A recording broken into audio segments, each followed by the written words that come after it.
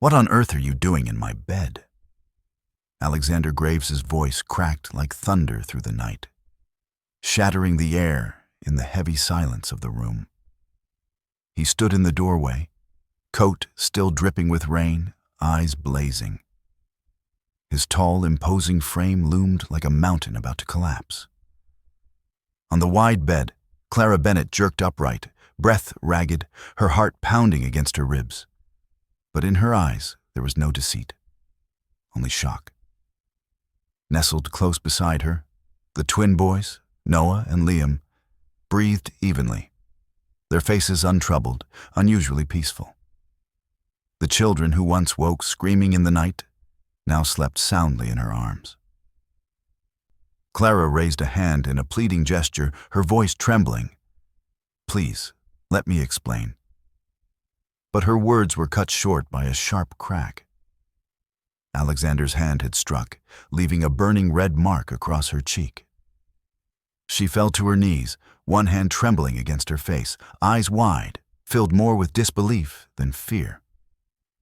"No excuses," Alexander growled, his voice like stone. "You're fired. Get out of my house, now." The room thickened with silence. Clara stood frozen, breath shaking. She looked down at the boys still lost in sleep, their peaceful faces tightening the ache in her chest. Her voice broke, quiet but desperate. "They begged me to stay. This is the first time they've truly slept." Alexander's fists clenched, fury choking out any flicker of doubt. "Leave," he snapped. Clara bent down, pressing a kiss to Liam's forehead, then to Noah's. No farewell, no tears. She slipped on her shoes, pulled her coat tight, and walked past Alexander like a shadow. He did not stop her. He did not say another word. At the foot of the stairs, her eyes met those of Mrs. Whitmore. The old housekeeper froze at the sight of the red mark on Clara's cheek. She opened her mouth, but Clara only shook her head and walked on in silence.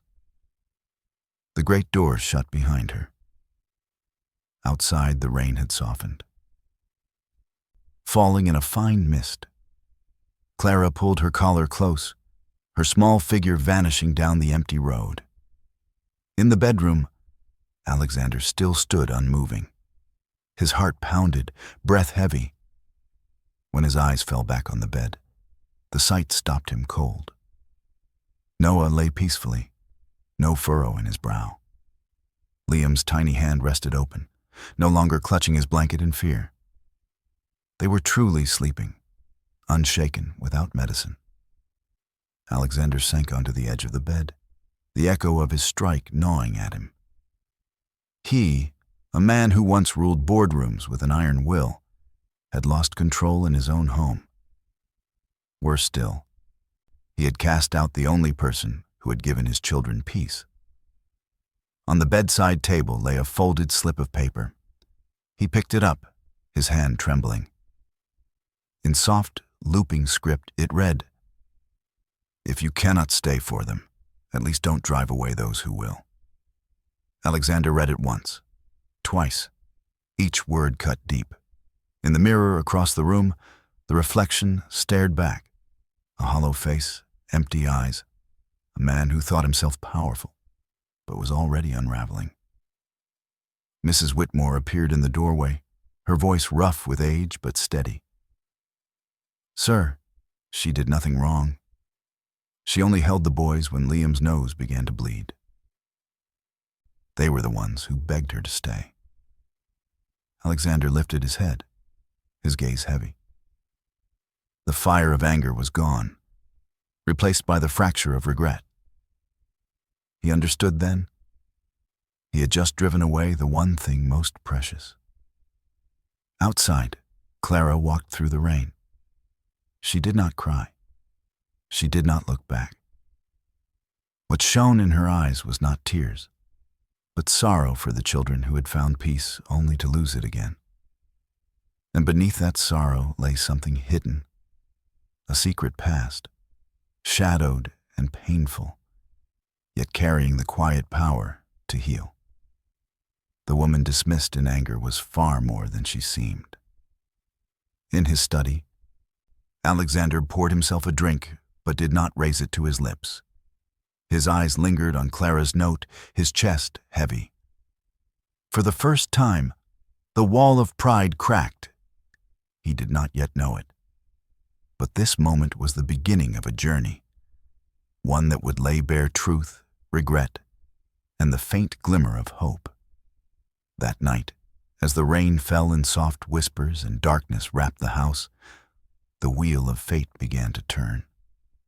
The Graves mansion was drenched in a strange silence. No piercing cries, no small footsteps scurrying in fear, only a vast and heavy stillness, as if the very walls were passing judgment on their master.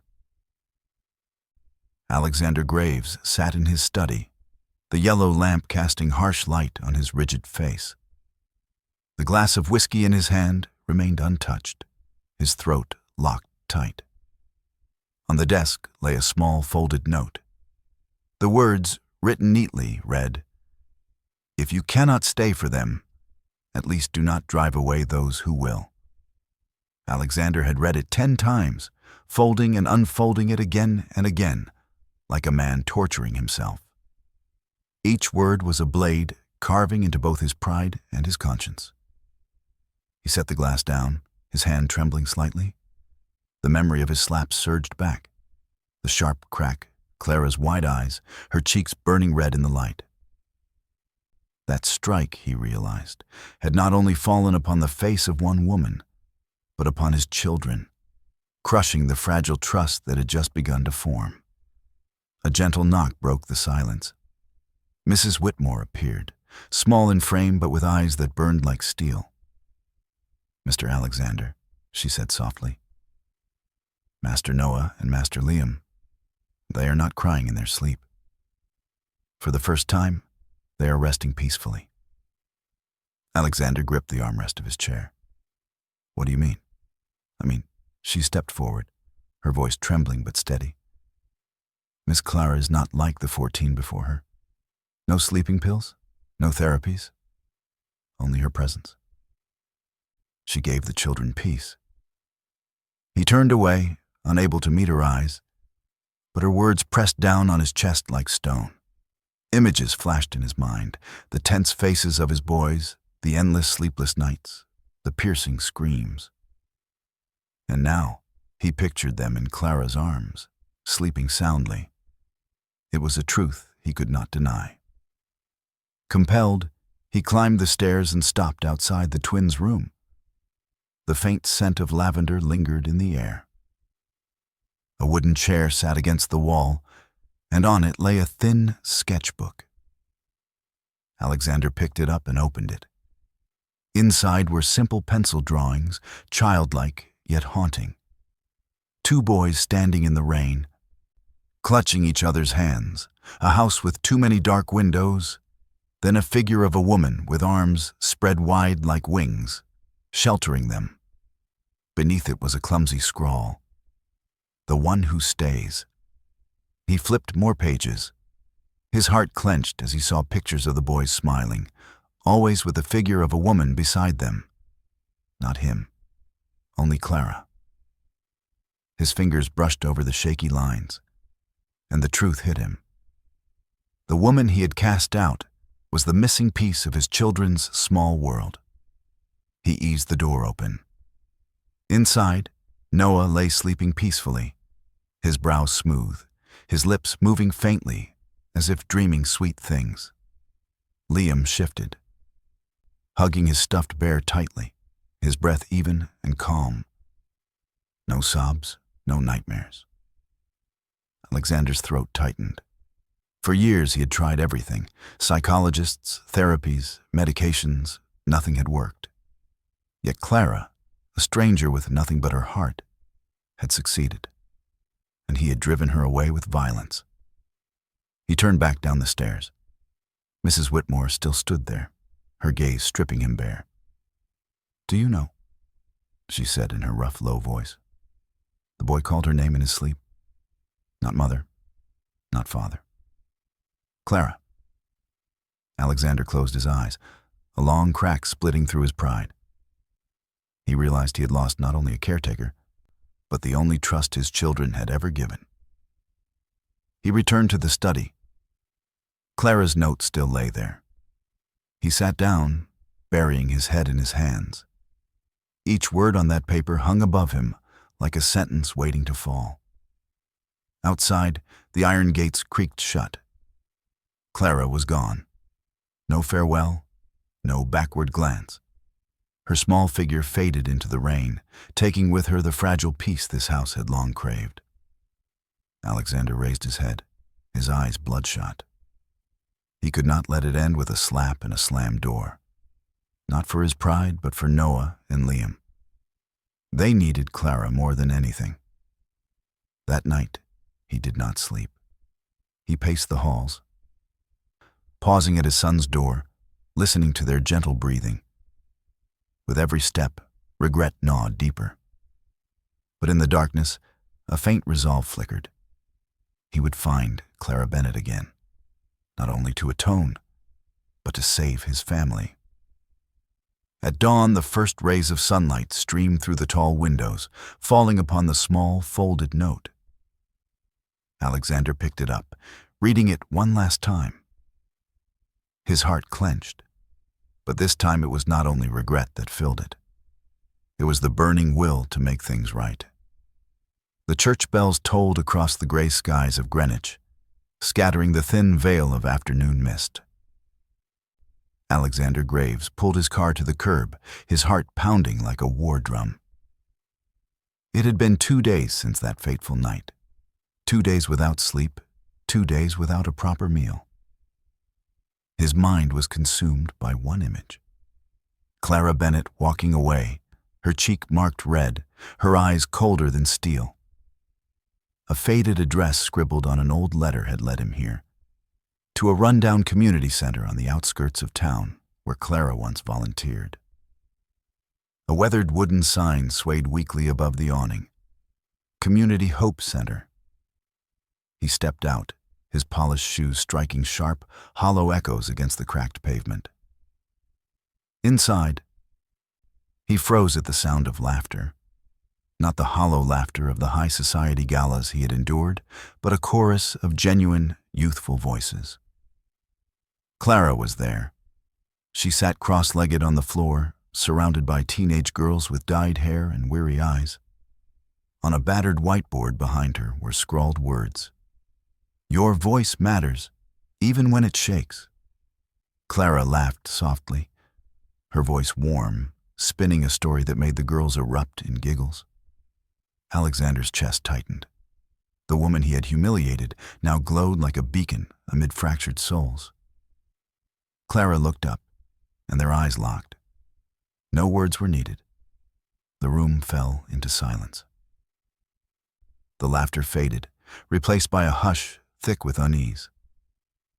One girl even stepped forward protectively, shielding Clara from the intruder. Clara placed a hand on the girl's shoulder and murmured, "It's all right." Alexander walked forward, each step burdened with guilt. The businessman's armor was gone. No briefcase, no entourage, only a man carrying the weight of shame.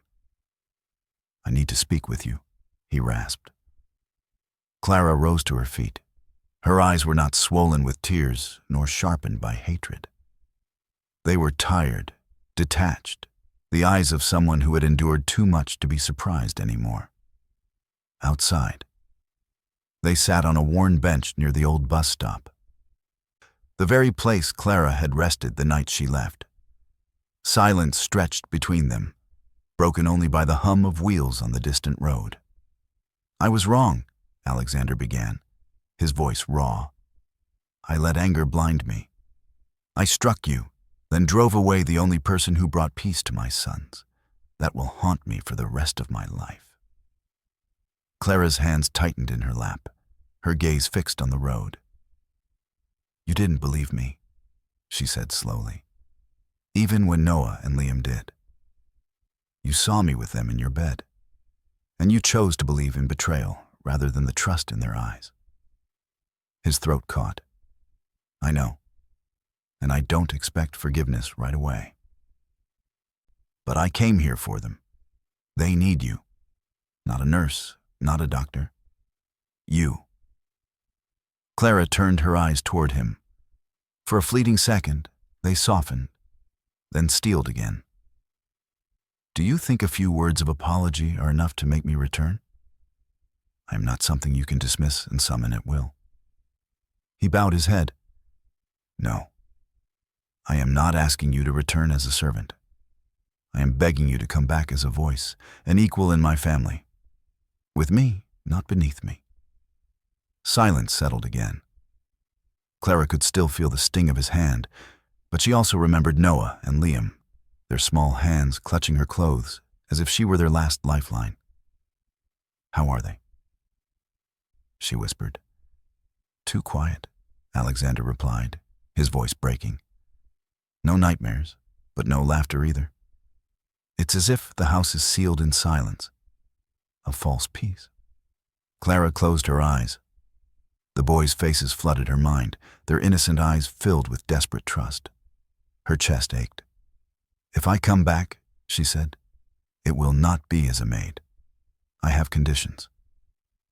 Alexander lifted his head, hope flickering in his eyes. Name them. No cameras in the children's room. Every dinner you sit with them. No phone, no work. And the rules of the house must be rewritten by all four of us together. He hesitated for only a moment before nodding firmly. Agreed. All of it. She studied him, searching for cracks in his resolve. If you ever raise your hand against me or anyone else again, I will leave. And this time, I will not return. He swallowed hard. I understand. Clara stood, adjusting her coat. I'll come in the morning, but not for you. For Noah and Liam, they deserve a real home. Alexander remained still as she walked back into the center. For the first time in months, a fragile light stirred within him. Not triumph, but something rarer, an opportunity to make things right, something he had never before begged for. The next morning, the Graves mansion was filled with a silence charged with anticipation. Sunlight streamed through the towering glass windows, falling across the cold stone floor, illuminating Alexander Graves standing in the grand foyer, his hands tucked into his pockets, his heart pounding. Never before had he waited for anyone like this. Not a partner, not an investor, but a woman he had once driven out in humiliation. The sound of wheels stopped at the gate. The iron doors swung open. Clara Bennett appeared. Gone was the hurried figure from that rainy night. She walked in calmly, her gaze steady, her steps firm. A simple cloth bag hung from her shoulder. Her hair neatly tied back, her face bare of makeup but glowing with resolve. On the staircase sat Noah and Liam. The moment they saw her, they leapt to their feet. Clara! Their voices chimed in unison. They ran, throwing their arms around her waist, their small faces alight like twin suns. Clara bent down, gathering them into her embrace. In that moment, Alexander saw it clearly. The cold walls of his house had finally begun to crack. She lifted her head, her eyes locking with his. I've come back, she said evenly, but not to continue as before. Alexander nodded, his voice hoarse. I promised. You set the rules. In the dining room, the four of them sat around the long wooden table that once symbolized his power. For the first time, it became a place of equal voices. Clara placed paper and pen in the center. We will rewrite the rules of this house. Not just you, not just me. Noah and Liam, too. The boys blinked in surprise, then looked at each other, their eyes brightening. No one had ever asked their opinion before. Clara smiled gently. What do you want to make this house feel safe? Noah whispered. I don't want to eat dinner alone anymore. Liam added, I don't want Papa to close my door. Alexander froze. Their words pierced like knives. He remembered his habit of hiding behind work, leaving dinners empty and bedroom doors closed. Clara wrote each promise down in clear, steady strokes. So we agree. Every dinner will be together. No phones, no work. The children's doors will never be shut, unless they choose it themselves. Alexander nodded, his voice breaking. I promise. Clara's gaze held his. And one more thing. No violence in this house. Not in words, not in hands. The room fell still. Alexander bowed his head and signed beneath that line. He signed not as a CEO, but as a father surrendering to the truth. When the paper was complete, 4 signatures appeared. Alexander, Clara, Noah, and Liam. A new covenant was born. That evening, the dining table glowed with light. The meal was simple: chicken soup, toasted bread, stewed vegetables. Not a lavish banquet, but for the first time in months, the clinking of spoons against bowls mingled with the sound of children's laughter. Noah recounted a story from class. Liam proudly showed off a new drawing. Clara listened intently, offering encouragement. Alexander sat at the head of the table, quietly observing. He realized something he had never known before. Dinners did not need grandeur, only presence. When the meal ended, Noah whispered, "Tonight, I'm not afraid to sleep." Liam nodded, his hand still clutching Clara's.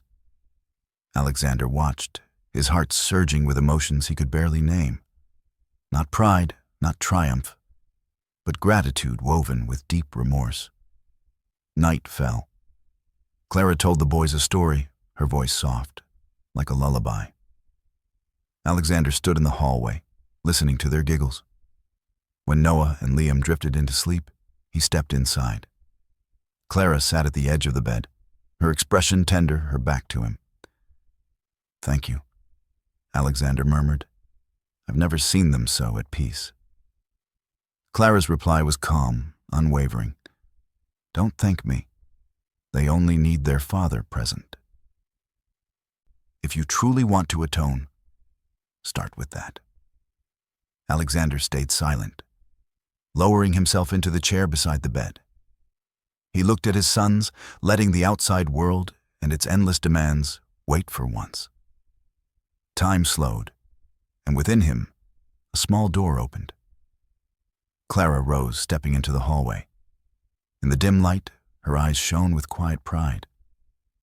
She was no longer beneath him, but someone reshaping the rhythm of this family. The night breeze slipped through the window. The Graves mansion, once a fortress of loneliness, now echoed with steady breaths and soft laughter. New rules had been planted, and from those seeds, change would grow. Not only in the house, but in Alexander's heart. In the weeks after Clara's return, the atmosphere inside the Graves mansion began to change. Dinner was no longer marked by cold silence, but became a time of togetherness. Noah and Liam shared stories from school and their innocent mischiefs. Clara added words of encouragement, and Alexander learned how to listen, sometimes even letting out a soft laugh at his children's clumsy jokes. The man who had once drowned himself in work was now learning to put his phone aside and look directly into his son's eyes when they spoke. Awkward though it was, he tried. Noah noticed his father listening to him for the first time, and Liam no longer hid his drawings in a desk drawer, but proudly displayed them to the whole family. Clara observed, and a spark of hope flickered inside her. At night, giggles replaced sobs. Noah slept soundly with a comic book tucked under his pillow. Liam hugged his teddy bear without curling into himself. Clara sat beside them, eyes moist but radiant. Alexander often stood quietly at the door, watching, his heart clenched between happiness and regret. One morning, Clara took the children out to the garden. Sunlight poured onto the grass, the breeze was cool and fresh. She showed them how to plant seeds, their small hands carefully scooping soil. Alexander approached from a distance, arms folded, watching, when Liam exclaimed, "This tree will grow as big as me." Alexander burst into laughter, a sound that had not echoed through that silent garden in years. In the afternoon, Clara and the boys carried old toys to the community center. Alexander drove them, and for the first time he stepped into that place, not with arrogance, but with new eyes, eyes that observed and listened. He saw orphans laughing as they received small gifts, faces worn by hardship lit with simple joy. Something stirred inside him. Not pride, but the urge to do more. On the drive home, he was silent for a long time. Finally, he spoke. "Those children, they have nothing, yet when they laugh, they shine. My sons had everything, yet they lived in darkness. I realize now, material wealth cannot buy peace." Clara nodded gently. "But you can turn loss into opportunity. There are so many children like Noah and Liam in need of arms to hold them and hope to guide them." Alexander slowed the car, an idea flashing in his mind. That night, after everyone was asleep, he sat alone in the study, scribbling the first lines, the Graves Foundation for Children Healing from Trauma. His hand trembled, but his eyes gleamed as if he had finally found a purpose greater than himself. The next day, he shared his plan with Clara. "I want to create a foundation, not just money, but therapy programs, art classes, a place where children can rediscover laughter. But I can't do it alone. I need you." Clara froze for a moment, surprised that the once arrogant man could be so humble. "Are you sure?" "Absolutely," Alexander replied firmly. "You understand these children better than any expert. You gave Noah and Liam what no one else could. If you agree, we will build a home for many more fragile souls." Clara studied him. His eyes held no anger now, only matured remorse and a new hunger for change. At last, she nodded. "I'll do it, but on one condition. This foundation will not bear only your name. It must belong to all of us, you, me, and the children." Alexander smiled, a rare, genuine smile. "Then we begin." News of the idea spread quickly. Some of Alexander's old colleagues were shocked, others skeptical. But to him, the whispers no longer mattered. What mattered were Noah and Liam's smiles each night and the quiet faith growing in Clara's heart. That evening, as the family gathered around the table, Alexander shared with his sons, "We will help other children find their smiles. You will do this with me and with Clara." Noah cheered. Liam clapped his hands in delight. The room glowed with joy. Clara looked at the three of them and whispered to herself, "This is what a real family feels like." A new chapter had begun, and from a single seed, a garden of hope was beginning to bloom. News of Alexander Graves founding a charity spread like wildfire. At first, the public was curious, but soon doubts arose. A businessman once known for his cold ruthlessness suddenly wanting to become the father of unfortunate children. Many newspapers splashed headlines, calling it a PR stunt. His old rival, Victor Hale, went further, releasing documents accusing Alexander of embezzling funds and exploiting children's images to avoid taxes. The media erupted. Investors wavered. Press conferences turned into heated interrogations. Clara read the papers, her chest burning. A photo of her holding Noah and Liam had been cut and pasted into the article, captioned with venom. The nanny turned into a pawn in a massive scam.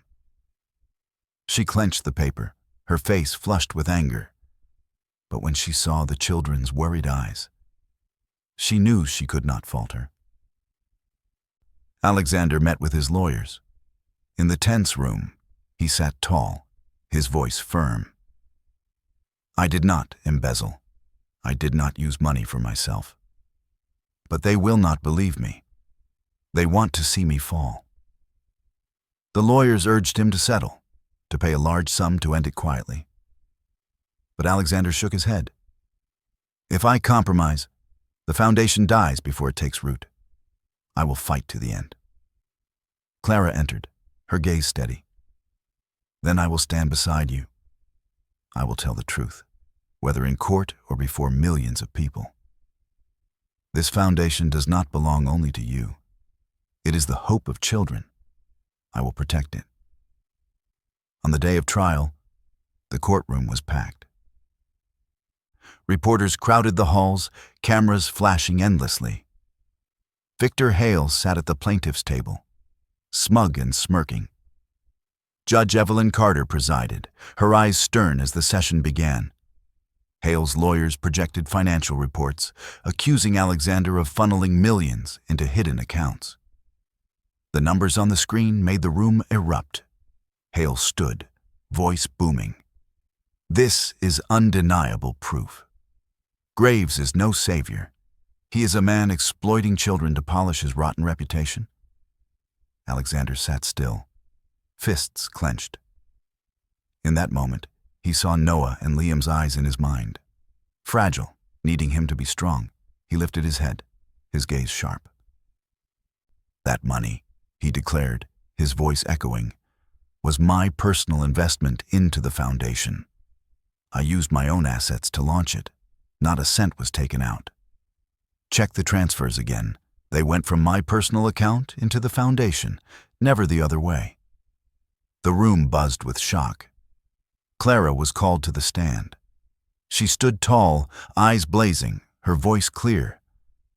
I witnessed everything. This foundation is not a scheme. It is a promise. I saw a father stay awake all night beside his children, a man who for the first time bowed his head and admitted his mistakes. And I saw children laugh again. The foundation is real. Men's Traum, because those smiles are real. The courtroom fell silent. Some reporters lowered their pens, transfixed by her words. Hale's lawyer attacked. You are just a nanny. What value does your testimony hold? Clara met his gaze without flinching. I was once a child abandoned. I know what darkness feels like, and I know light when it appears. This foundation is light. If you want to call it false, look into Noah and Liam's eyes. They no longer wake from nightmares, no longer fear the dark. That is proof no one can deny. Murmurs rippled across the room. Judge Carter struck her gavel, her eyes fixed on Hale. The court will review all transactions. But evidence shows money did not leave the foundation. It only entered. The accusation lacks merit. Victor Hale's face drained. He leapt up to protest, but the gavel came down hard. Case dismissed. Mr. Graves is acquitted. The press exploded outside. Cameras flashed in a storm. Alexander sank into his chair, exhaling deeply. Clara stepped to his side, resting her hand on his shoulder. We won. Not just for you, but for every child. Outside the courthouse, Noah and Liam ran to hug their father, then turned to embrace Clara. The press captured the moment. A family standing strong amid the storm, holding on to their faith. On Alexander's face, a rare smile appeared. He knew this was not the end. It was the beginning of a greater journey, one where he was no longer alone, but had Clara and his children as his anchor. The opening day dawned under clear skies, sunlight spilling gently over the quiet suburb. A building once abandoned for years had been transformed into a bright, colorful center.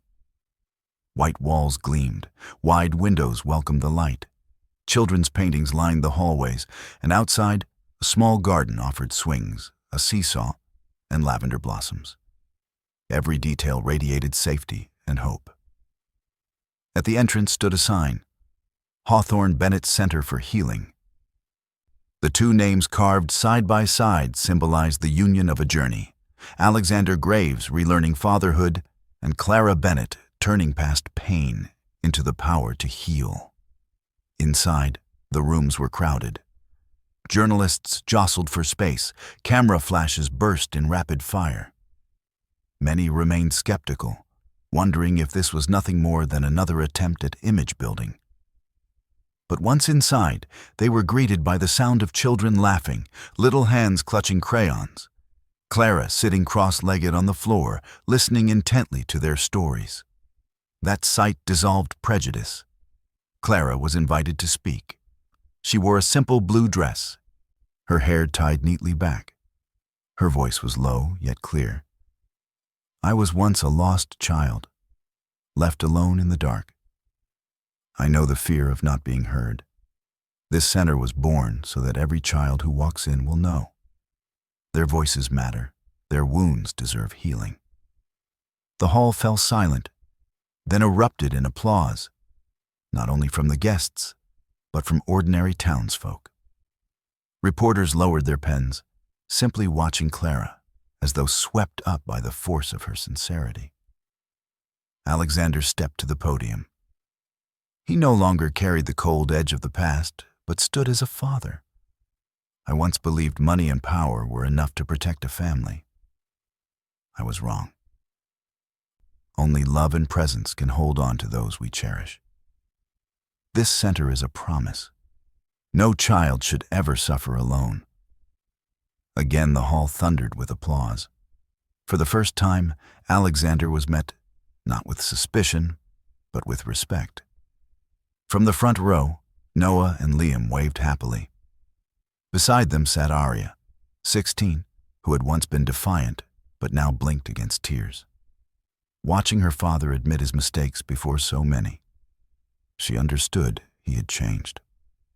After the ceremony, visitors toured the center.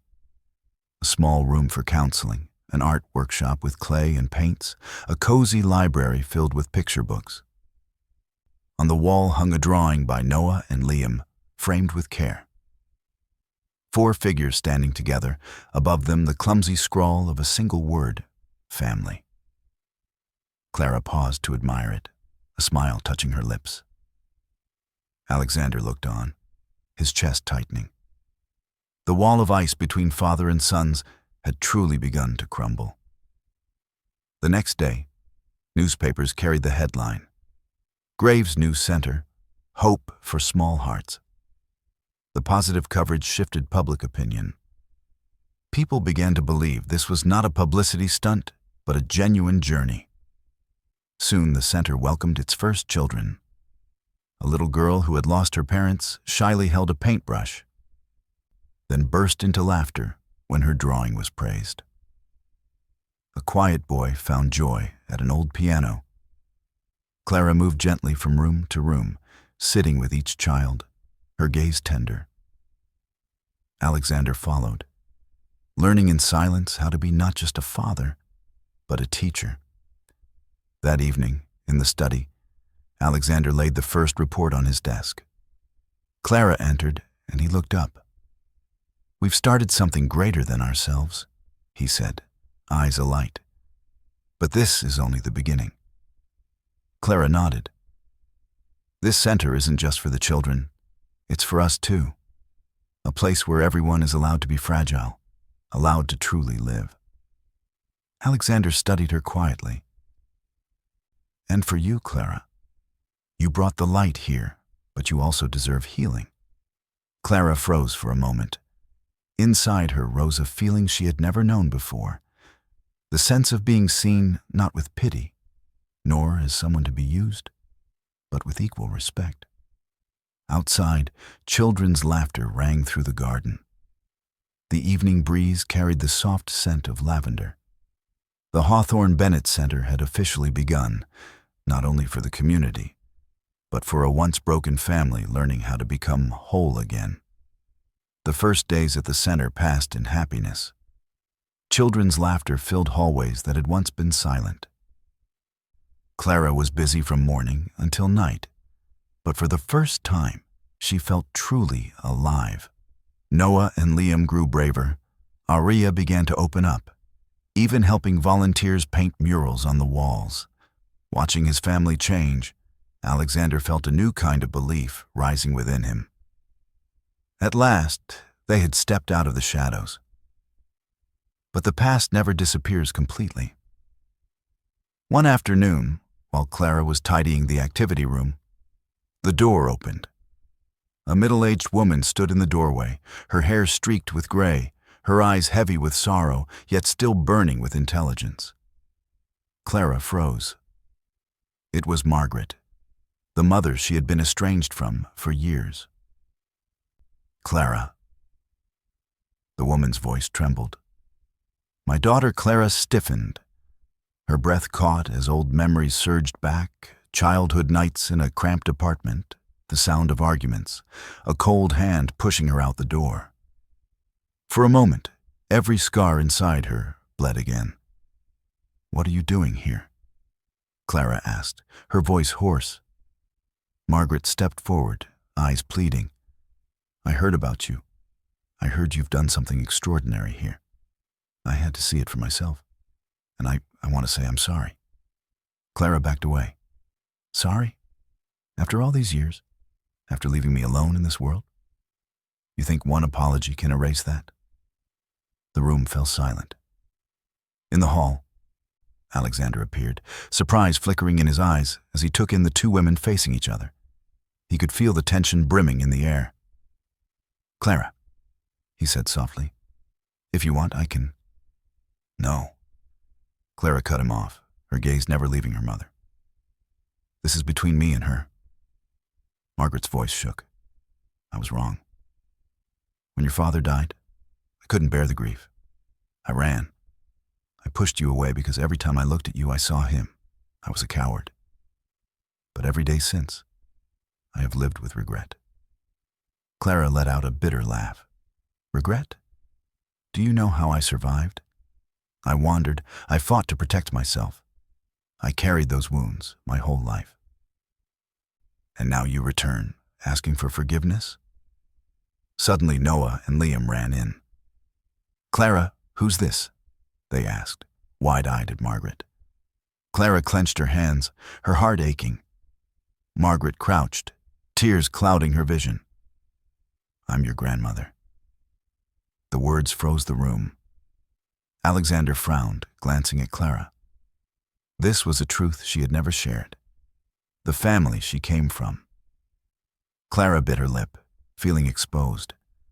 But when she looked at the two boys, their innocent eyes lighting up at the word grandmother, something inside her softened. Did she have the right to cut it away completely? That evening, Alexander and Clara sat in the study. He was silent for a long time before saying, "You don't have to let her back in if it hurts you."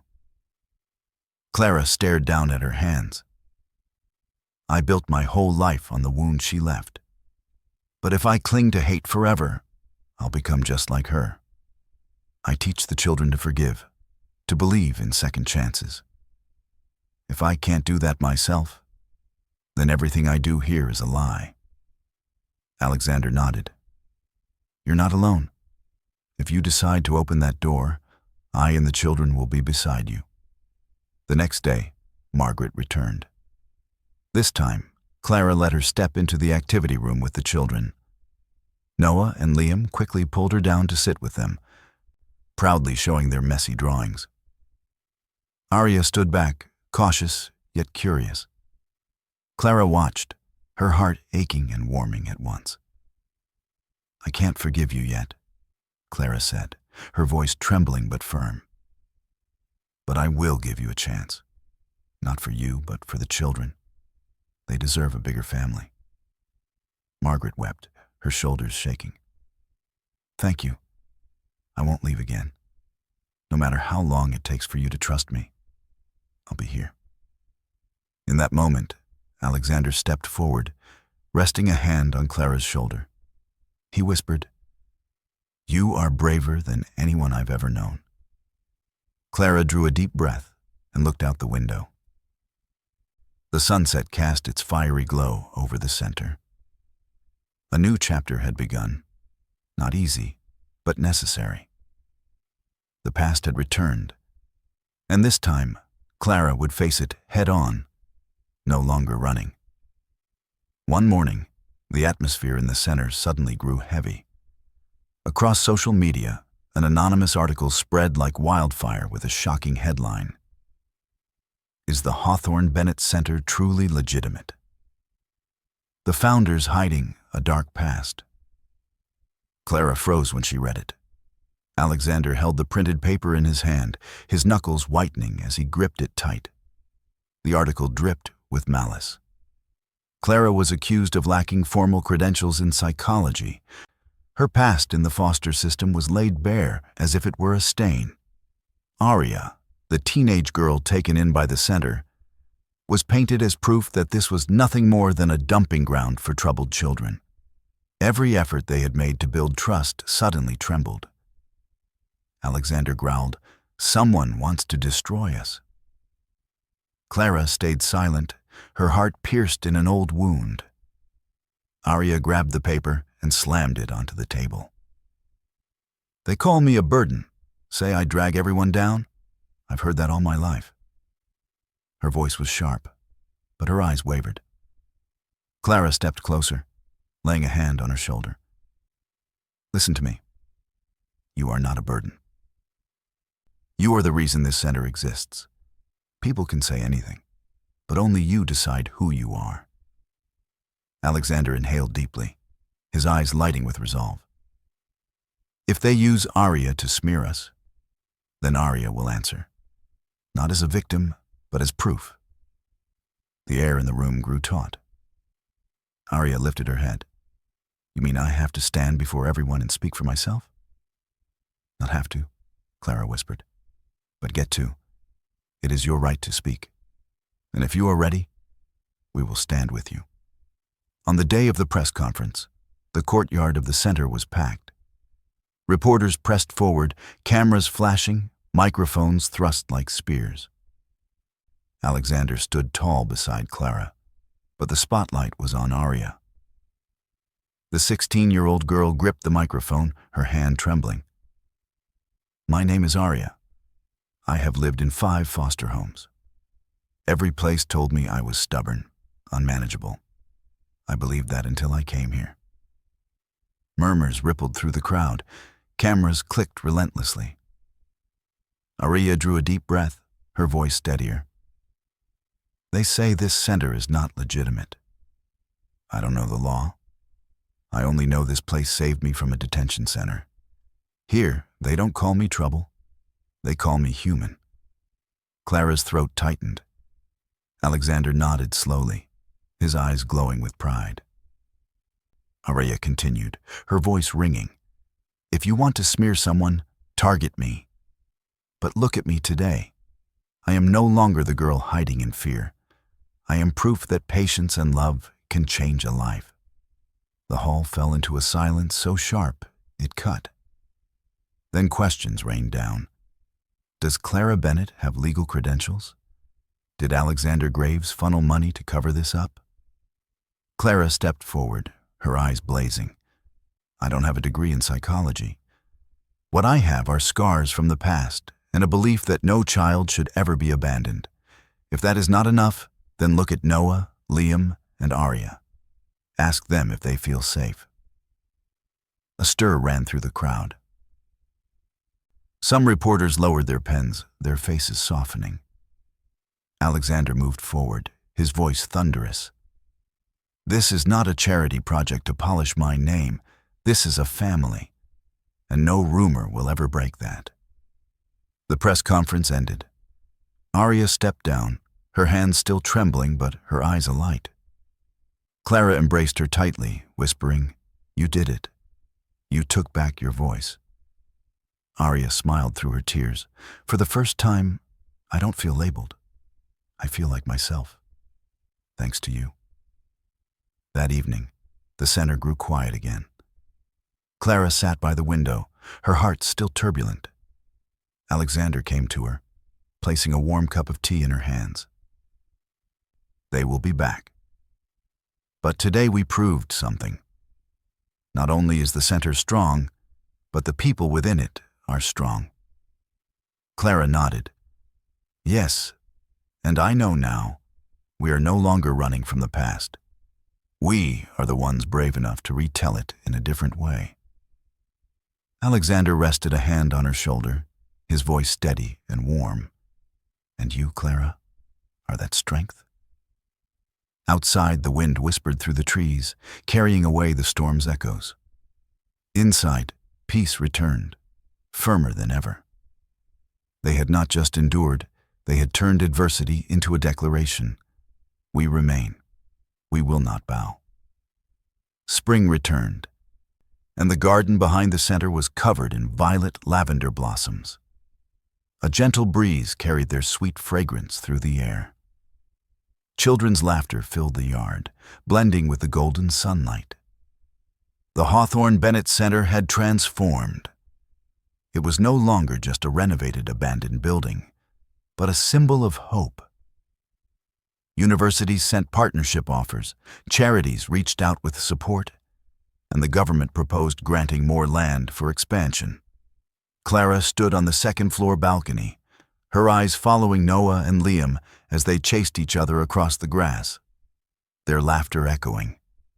Araya held a camera, capturing each fleeting moment. Alexander approached, a file in his hand, which he set down softly before speaking in a low but steady voice. They want us to build another wing. They say this center has changed the community. Clara turned, her eyes glistening with emotion. Look how far we've come, from a home filled with scars to a place of healing for hundreds of children. Alexander's expression softened. Yes, but I know that without you, there would be no center and no family like this. His words silenced her.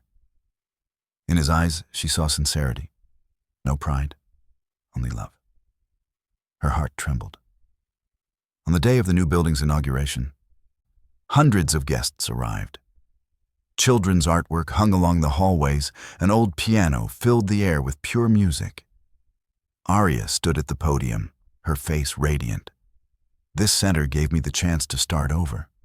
I believe every child deserves the same. Applause thundered.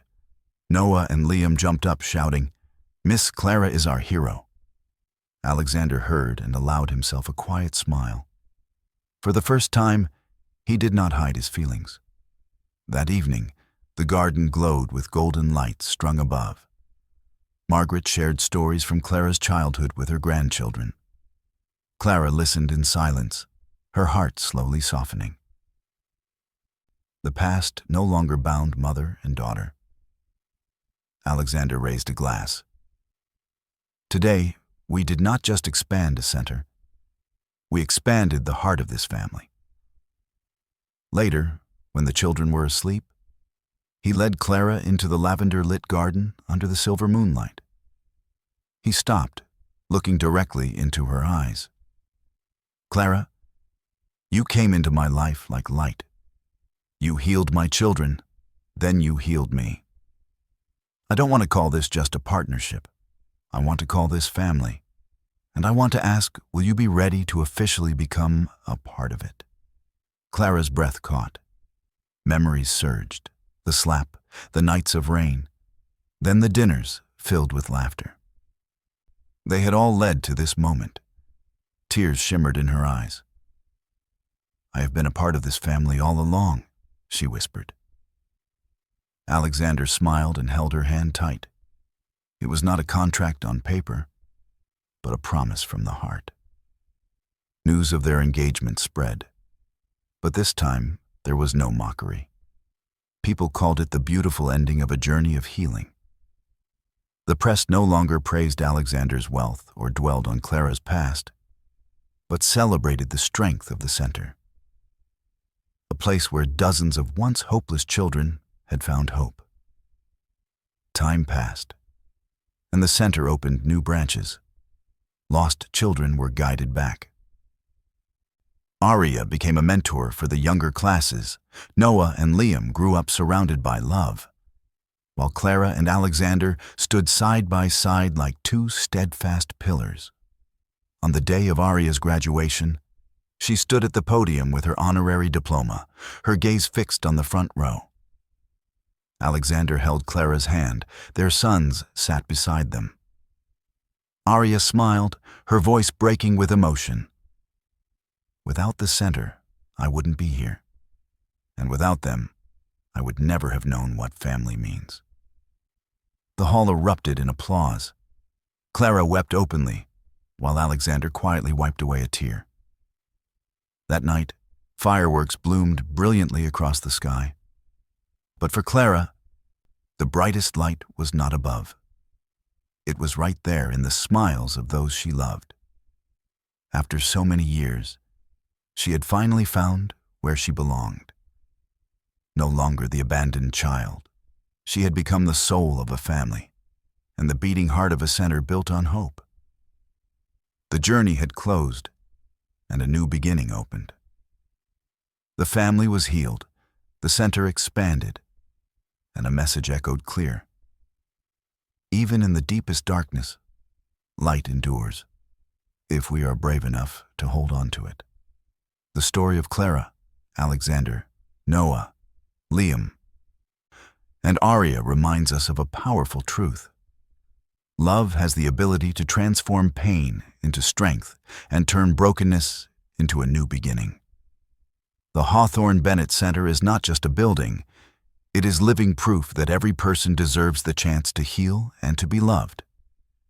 If you have followed us to the end of this journey, remember that light does not appear on its own. Sometimes it comes from the choice to stay, from the patience to listen, or from an embrace offered at the exact moment it is needed. Clara chose to stay, and that single choice changed everything. You too can be the source of change. It begins with the smallest of acts, checking in on someone you care about, holding the hand of a child in tears, or simply sitting beside someone in silence. What may seem ordinary can become the key to restoring trust and hope.